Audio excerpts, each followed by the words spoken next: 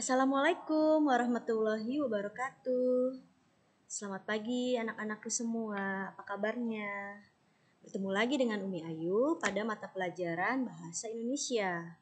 Sebelum kita memulai pertemuan kita hari ini, marilah kita berdoa dulu. Berdoa mulai.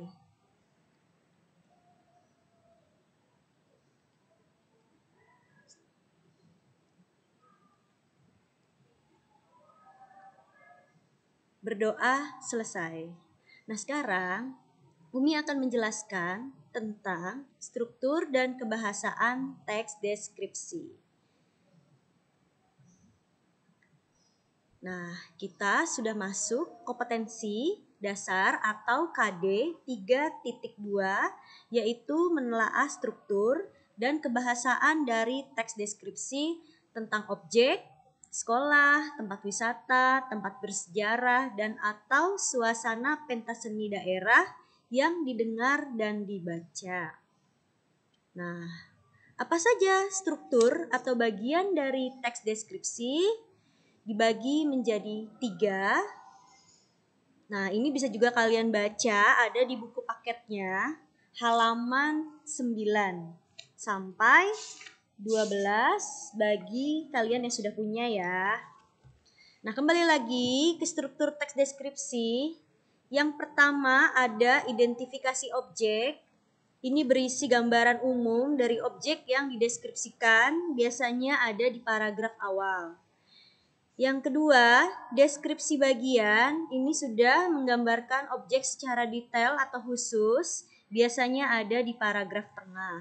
Dan yang terakhir, penutup berisi rangkuman atau ringkasan dari keseluruhan paragraf, biasanya ada di paragraf terakhir.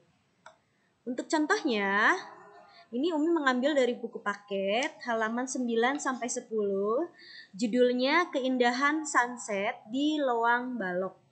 Nah, paragraf pertama, Loang Balok adalah salah satu objek wisata yang terkenal sunsetnya di Mataram. Nah, ini masih menggambarkan tentang objek wisata Loang Balok secara umum.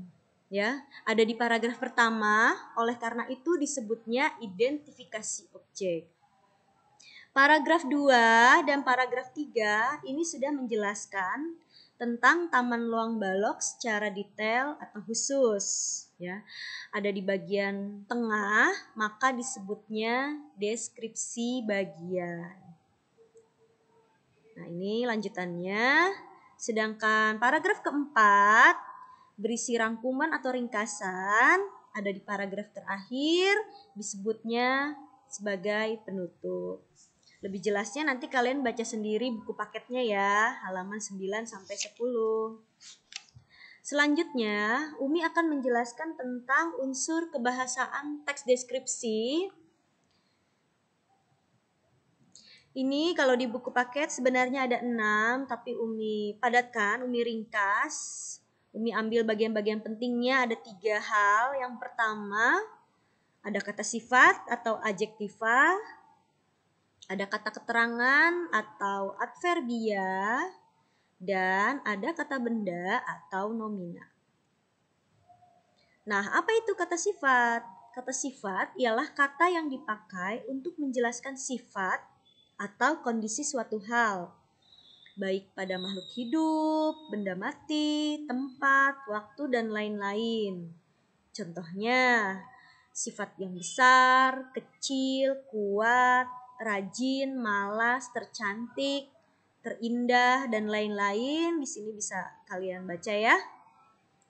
Banyak sekali contohnya sifat-sifat yang dimiliki oleh makhluk hidup atau benda mati yang ada di sekitar kita.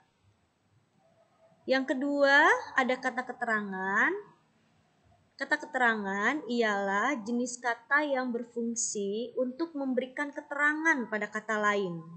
Contoh, ada kata dengan, menggunakan, secara, karena, untuk, supaya, agar, akibat, dan lain-lain. Di sini contohnya banyak sekali kata keterangan yang sering kita gunakan sehari-hari. Terakhir ada kata benda.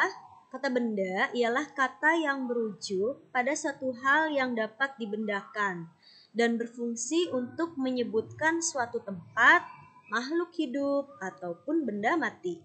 Contoh, benda manusia, televisi, meja, baju, mobil, dan lain-lain. Masih banyak sekali nama-nama benda yang ada di sekitar kita.